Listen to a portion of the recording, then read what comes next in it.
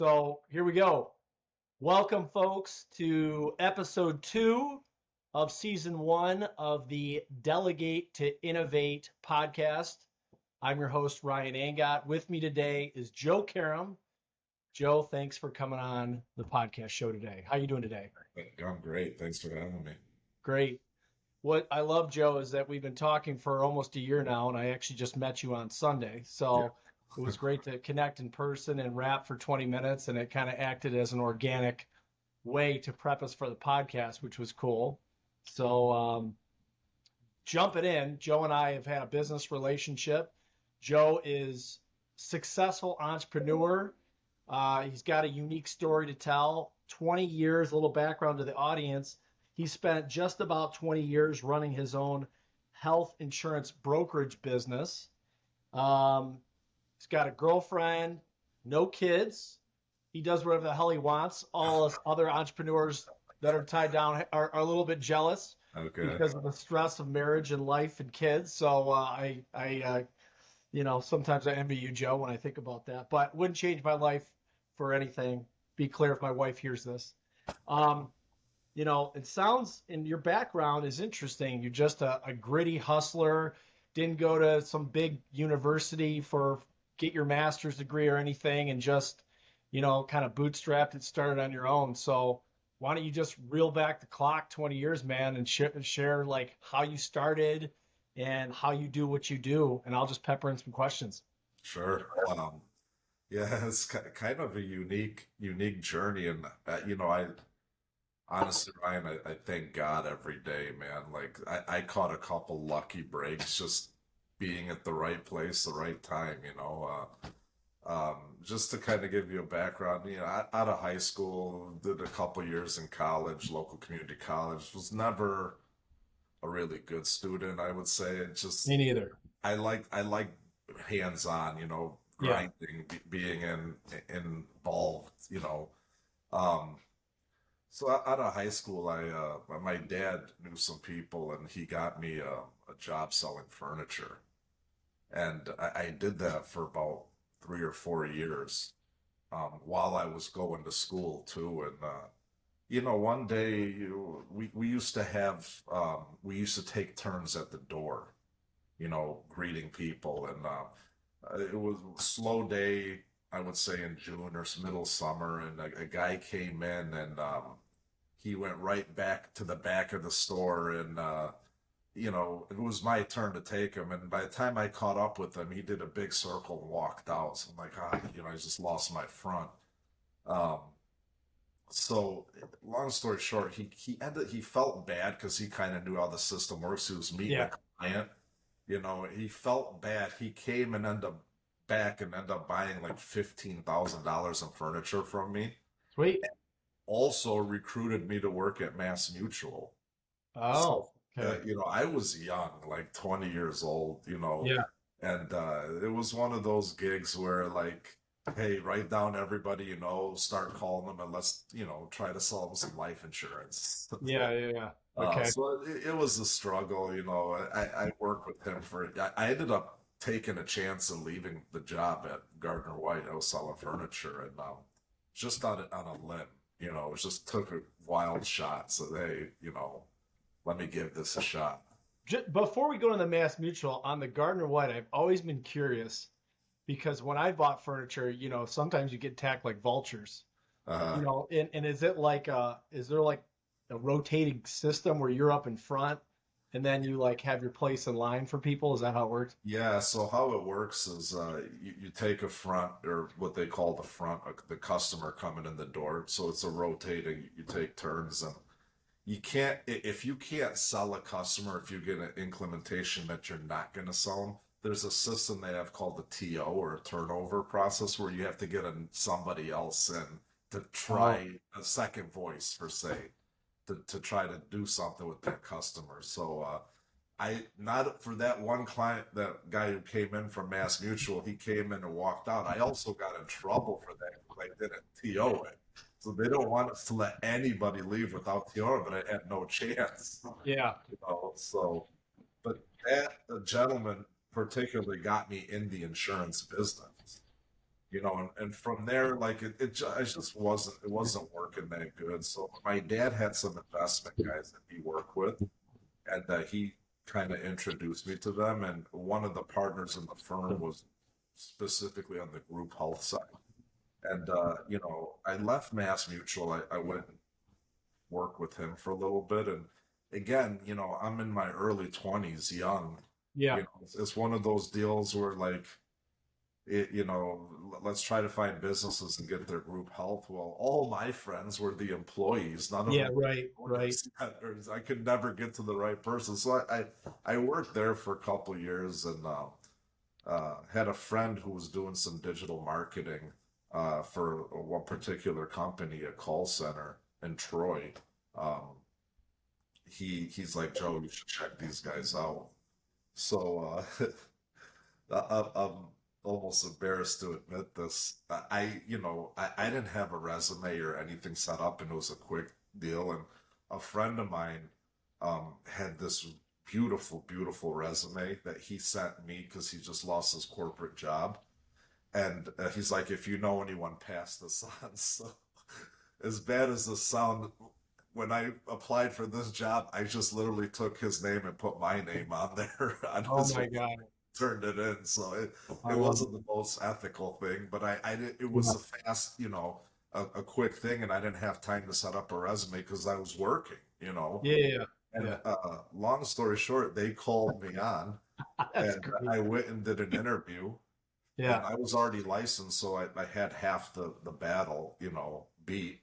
So they liked me, and it was selling individual health insurance, you know, across the country, and you know, they had over 100 agents, call center agents, and man, I worked my way to the top quick. You know, I was So you top. were a call center agent, just Yeah, smiling and dialing all day. that's it all How, day. how many calls did you have to make a day? I Did mean, they have a we were quota? on a dialing system, so it Yeah. kind of dialed for us, but we talked to a couple hundred people a day. Oof. That's Yeah, that's yeah. tiring work. It was a long day, but it was good. I mean, we were doing great, and Yeah. you know, we were all making money and working hard, and I learned so much there. Like some of the best salespeople I've ever worked with in my life. Like, I mean, I learned a lot. Uh, Give me so one thing. I mean, like this is now we're going back like now this 15 years ago or yeah, about okay. yeah, And I'm picturing like the pit den at Wolf of Wall Street where they're just yeah. like screaming and going nuts. It's probably not quite that crazy, but a couple hundred people or 100 people, and you're calling on individuals or businesses. Individuals. Yeah. Okay. And in like older, younger, what was like the sweet spot? Our market was 18 to 64, Okay. so you're under Medicare age, but old enough to buy insurance. Okay. So Yeah. what'd you learn from some of the vets that showed you the ropes? You know, just how to really engage the customer, how to be charismatic over the like. You could really be anyone you want over the Yeah. phone, and it's a challenge because not you're trying to help somebody, but at the end you need to, you know, obtain their social security number, all their Sure. information, their payment information, and it's so funny how some people will give you their social, no problem, but when it comes to payment, you know, they're hesitant. So you have to cross a lot of barriers, and that's what I learned, you know, how to get people to trust you and believe in you and your product and what you're doing, and a lot of those guys were some of the best I've seen. I still work with some of them to this day. Really? Yeah. Oh, yeah. Yeah. So is that, and I can't imagine that business now with all the scams that, people's reluctancy to give you that information now has to Yeah. be. Yeah. It's really, you know, there are some challenges. The technology is amazing, like how we can show people our licensing and, you know, Oh, our that's true. credentials and everything. So you know, it's a little easier to overcome. And not to mention, you know, a lot of these clients now are so protected by that Visa or MasterCard logo or their banks or whatnot. You know, Yeah. Yeah. you know, any fraudulent activity usually works in the client's favor. Yeah. So now you've got, that was 15 years ago. Fast forward the time. You weren't, when did you start your own thing? So here's how it kind of played out. So the health insurance market was great. We were busy. We were cranking every day, literally hunting every day. writing deals every day, and then boom, Obamacare came. Oh yeah. And that shook up the industry, like, because nobody knew what was going to happen. All that we knew is our commissions got cut and set by 75%. You Ooh, know, yeah. So the salespeople owner love of the that. yeah, the owner of the company at that time got pretty scared, and he flipped the whole company to life insurance. Mm. So we a fully underwritten life insurance. If you know anything about that, it's a process.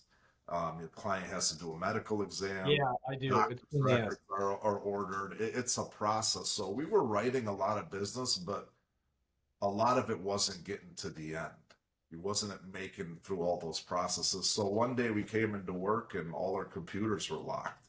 Now, mind you, there's over 100 of us working there. So we all had a meeting, and the owners just kind of said that, hey, today's our last day, and we're yeah, Holy shit. we're closing the doors. So I'm like, oh my God. Just out of nowhere. Like you guys didn't see it coming, just boom. Nobody saw it coming, just out of Oh nowhere. God. Um, and there was some people that, a lot of six-figure incomes. People were really relying on this position. So we ended up I ended up taking that summer off. I had to cash out my 401k. I got into the semi truck industry for a minute, where I bought a semi truck and tried to run it over the road with the driver, and that just didn't I didn't have the capital to keep it going.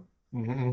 So it's coming, towards the end of summer. I'm like, I got to get another job. I got to do something. So went on Craigslist and met a couple guys that good guys that I still do a lot of business with. We're partners on another call center, and Yeah.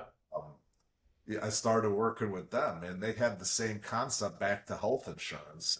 But at that time, they only had two people working there, and prior to that, I was interviewing with other companies. So I went, the other company I interviewed with was a credit card processing company, and it was in Troy. And I went there, and it was the most beautiful, state of the art building I've ever seen. Like, their call center was like the nicest I've seen. And I just came from a big one. This one was much nicer. So I'm like, Hmm. oh, this would be a cool place to work. Yeah. So I interviewed with the guy. We went through the interview, and he explained to me the comp process. And I asked him a simple question. I said, so my sister, say, let's just say, does $1,000 a month in credit card processing, and my brother-in-law probably does a couple 100,000 a month. I asked him, if I get both of those clients, I make the same amount of money. And he looked at me and said yes. And I got up, I shook his hand, I said thank you, and walked out. And I interviewed with these guys that I met on Craigslist, and they had the jankiest, like, pink carpet, cubes falling over, like, Yeah. people, horrible, like, Yeah. atmosphere, Trump. pretty much. I said, hey, I ended up taking a job with them. And I had a lot of connections from that previous company that went out, and I brought a lot of those people over. Got it. So we built that company up, and we moved to two different locations because we kept outgrowing the space. So, Yep. Yep. again, I'm on the dialer grinding every day, And and you're not running the business. You're still in the war room. I'm Like just you're working for these guys and helping them build it up, like just bringing people in. And got it. um, this is my brother-in-law. He knows a lot of people from Chicago, and he's like, Joe, I have a guy who has an interesting concept. You might want to talk to him. I'm like, okay. He has a call center in Chicago, so I went over there, and yeah, I took a week vacation from where I was at, just to go check this out. And it was a student loan consolidation uh, call center he had. So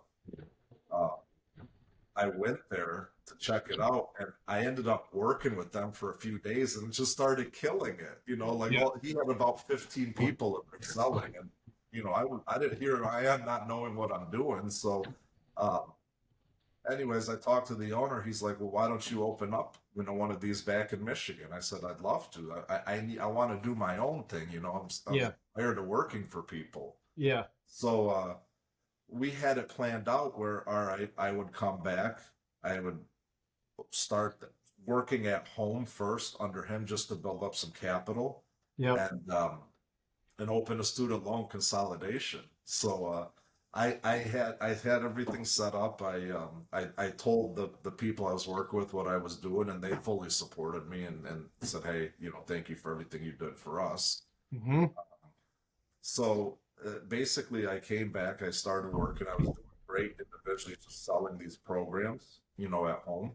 For And student loan consolidation. yeah, and I created a business, American Student Loan Consolidation, Good name. and I created all that, and I rented a spot, like a call that was already furnished, like a half of a call center that was furnished. So, um, my father at that point, I needed some capital, and my father said, "I'll help you out if I have to go." He wanted to go back to Lebanon, where he was from. He had Okay. some property that he wanted. He had a buyer for, and he's like, "I don't want to go by myself. Do you want to go?" I'm like, Dad, I'm kind of in the middle of this, but I'm not going to let you go by yourself. Yeah, I'll go with you. Yeah. So we went for 2 weeks, and the communication I had, back at that time, like we had WhatsApp, that's it. And if I could find Wi-Fi over there, I could, Yeah. barely get to work. Yeah. Yeah. So Sure. I come back from Lebanon, and I got this place rented, and now I got to buy computers. So I go to Micro Center, and I had an IT guy at the time that was helping me, as a friend of mine. Mm-hmm. And he's like, Joe, do you know the specs, the kind of computers you need to buy? Like, no, let me call, his name was Adam at the time. I said, let me call Adam, who owned the consolidation company in Chicago. I said, let me call Adam and see. So call Adam. I said, hey, Adam, I'm at Micro Center. What kind of computer should I get? And he's like, Joe, I haven't heard from you in a couple weeks. I closed my doors. I'm like, What? yeah. I'm like, what? I have a rented spot. Yeah. So, I remember this, man. Me and the IT guy, we went to, there was I think a Carrabba's or something across the street, went there for lunch, and like, I literally had my head in my hands. I'm like, what am I gonna do? So at that point, I contacted the guy I worked with previously, who I built this also, his name's Dave. I said, Dave, I don't know anything else about health insurance, and this deal fell through for me. I come do me a favor first off. This building I'm at, come check out the other side because it's perfect for what you need. He's still growing, he's booming. Mm-hmm. So he came and looked at it. It was about a mile down the road from where it was at. He's like, man, this is perfect. I said, Dave, I rented the other side. We can either work together or be competitors in the same building, whatever you want. He's like, Joe, come on, Yeah. do your thing. I'll do mine. We'll move here. We'll kind of work together. We all shared a kitchen, there Yeah. was a Yeah. Yeah. separating both sides. So Yeah. that's how I started. I changed American Student Loan Consolidation to American Health Plans. So loans were gone, then back into the health plans. Yeah, back into the insurance business, and my dad loaned me like I think 20 grand at the time or something Yeah. to get this going, and Yeah. here I am. And that was like 10 years ago. Yeah, about 10, yeah, 10, yeah, about 10 years ago. Did you pay him Yeah. back, I'm assuming? Well, It's let's fun. go there. Let's go to the next chapter. And sorry, I can't, on all the weeks, my housekeeper comes every 2 weeks and she's right above me. Is it really It's loud on your side? Can you hear it? no, it's Oh, okay. cool. Driving me nuts. Anyhow, you got to pivot, move with the cheese. Whatever happens, you got to just flow with it. Right. So now we're fast forward 10 years. You busted your butt. You grew a business. Fantastic. And you just had a liquidity event and had a 13x multiplier, which is like an absolute home run in the world of business. Very few businesses get that high, that juicy. Tell me how that went down. And after it closed, tell me what'd you do the night of when you got the check? I want to hear a good party story, Joe. Come on. Yeah. So I wish I had some for you, but literally, I met a company, Integrity Marketing Group, at a convention out in, I think we were in Vegas. And one of the partners there, I've done business with, that he kind of approached me and we started talking. And like, man, you'd be a perfect candidate. And I did my research on integrity, and man, they are the behemoth in the industry. Like I mean, I don't think for my employees, myself, everybody here involved, I don't think I could have made a better decision. It's just an unbelievable, great company. Just everybody's happy. It's an employee owned company. So yeah, everybody has a share in the Yeah. business. And it took about a year or so to underwrite it, to Yeah. underwrite everything, because we have over 100 carriers that pay us. Like going through all that was like, Oh, I I bet. almost threw my hands up a couple times. It was intense. Yeah. They don't leave a stone unturned, which I can't really blame them. Yeah. There's a lot involved here, and um, A yeah. huge time commitment for you. What's that? Was this a huge time commitment over that year for It, you, it, or it did they was just? because keep in mind I had no intentions of merging, partnering, any of that. Never even crossed my mind. But like when I looked at everything and where the industry was going, and I looked at integrity, who they are, and what they could do for our company, it just didn't make sense not to at the Yeah. time. Yeah. And yeah, I mean, we really closed the deal in November of 22, but the official wasn't until January 4th of 23. So between that time, I was like, is this going to happen? Because interest rates started to change, things started to change a little bit. And then, yeah, January 4th of 23, it was official. Um, I did get, I didn't do anything fun the day I did it. I actually paid off some debt, and that's, Well, I get that. yeah, I get yeah. that. That's about it. I really did. I didn't, Come I on, didn't Joe. even. Gotta be something better than that. You can go to I Vegas just, for a weekend, or I looked at it as like I didn't. I try to keep myself humble, so yeah. I looked at it just like a regular day. I put a blindfold to what's in the account. I didn't really care. I'm like now, because they set you up with a 3 year earn out. I'm like now I got to work even harder. So I literally rolled my sleeves up the next day. It's like let's go. It's time to. There was really no celebration or anything, to be honest. As Well, lame as that sounds, it's just that I'm bred to work. It's I get it. I get it, and I am too. But man, if I feel like when I have some type of liquidity event in my life, I'm going off the grid for about a week. Just one yeah. week, I'm going off. It never even crossed my mind. I just kind of wanted to like act like nothing happened. Yeah, good for Just you. keep it Good to rolling. stay grounded. Yeah. No, that's awesome, man. Well, we've only got about 5 minutes left. Great story, awesome. You know, I think it's a me too business, and you got to grind, you got to be smart, you got to say the right stuff. Tell me a little bit, a couple questions here. We're brand new.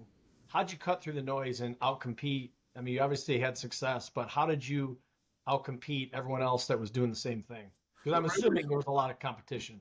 there's competition out there. Just really working hard, being honest, doing the right thing, being fully transparent with it. I mean, people really appreciate it because there's a lot of sliminess in our industry. There's people Really? selling products or not real insurance that are high commission. We always did everything legitimately by the book. We were honest. We had a streamlined process. So and that's what differentiates us from everyone. We have a streamlined process and we follow that process every time. So Okay. yeah. How did you recruit and retain? I mean, you've heard last 5 years, the employee dynamic is so much more difficult. And I Mhm. know, of course, this podcast, Delegate to Innovate, which is about leveraging time or offshore. Obviously, I own a Filipino staffing agency, and I know you've got a call center in Colombia. So, you probably don't have to worry about some of the culture there, but for your own culture of your company, how do you inspire, motivate, and have great people work for you? Yeah, so we really pitch our culture. You know, it's a fun work environment. If you do your job, there's nobody's gonna micromanage you. Yeah. I was keep in mind I was in that seat for a long time, for many years, so I know what these guys and girls are looking for. So we just try to.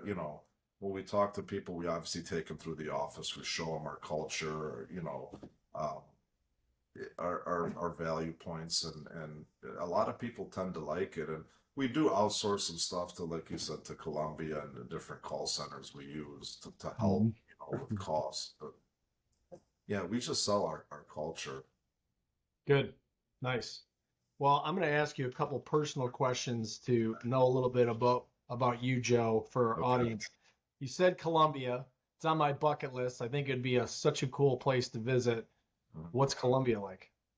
Or is it Yeah. all business? You're not even having any fun down there. You know, I was there for a couple days. We had you know, one of the partners we work with, he lives down there, so he showed us a couple cool spots. We had some great dinners, and it was quick. I was there for 2 days, checked out, worked in the call center.